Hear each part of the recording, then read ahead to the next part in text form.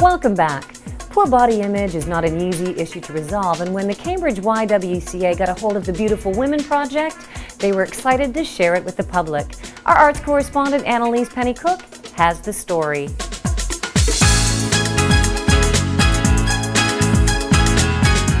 Raising awareness of the link between our self-worth and society's attitude toward physical appearance is the objective of Cheryl-Ann Webster's The Beautiful Women Project, a traveling art exhibit of 120 life-sized torsos of real women aged 19 to 91.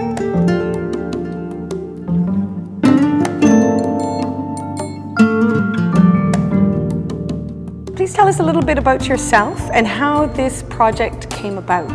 Sure, I'm a mixed media artist. I live just outside of Ottawa in a rural area called Woodlawn. I've been working on art as social commentary for a number of years now, where they're normally dealing with taboo topics, giving a voice to stories that are silenced. So adoption, abuse and loss were some of the topics I dealt with before.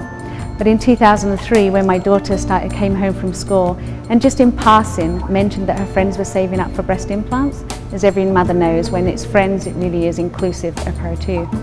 So from there, my response was to create a visual role model for the physical form, because I realized that was an area we don't have. So that's when I came up with the idea of the Beautiful Women Project, to show sculptures of examples of natural beauty in women of all ages and shapes and sizes. The only question I ever asked, other than age and allergies to plaster and Vaseline, were things like, why did you help the project?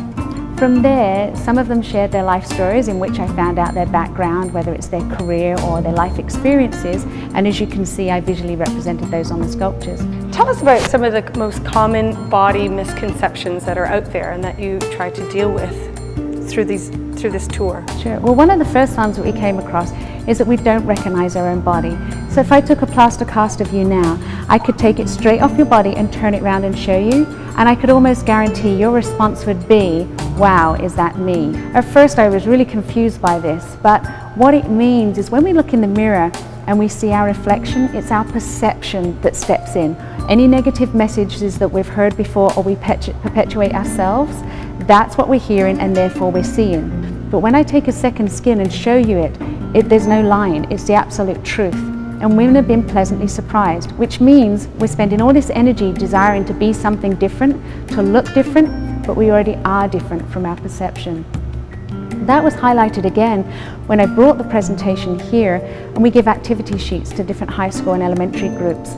They have to choose who the 19 and 91-year-old, as you'll see there's no ages written on the tags. They always, always, always choose somebody who is tall, slender, with small breasts and a small stomach.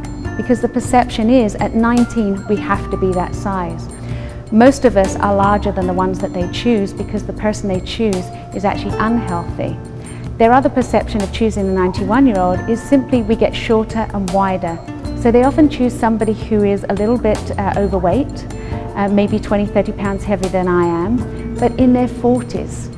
And so the perception of aging and our development of the body really is distorted.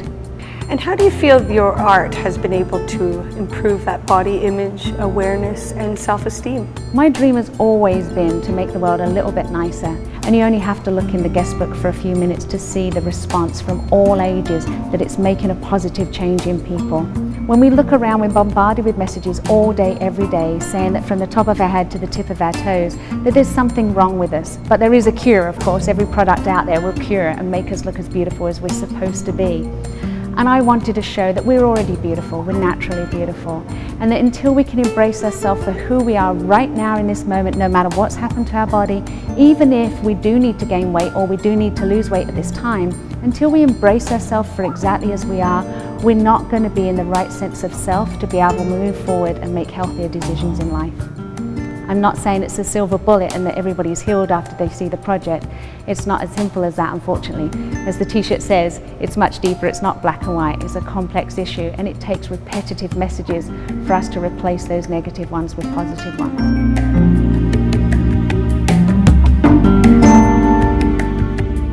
Too thin, too fat, too small, too tall, too old, too young. Girls, ladies, our bodies are beautiful. That is the message of the Beautiful Women Project, sponsored by Cambridge's YWCA, and it's all right here on Grand River Living.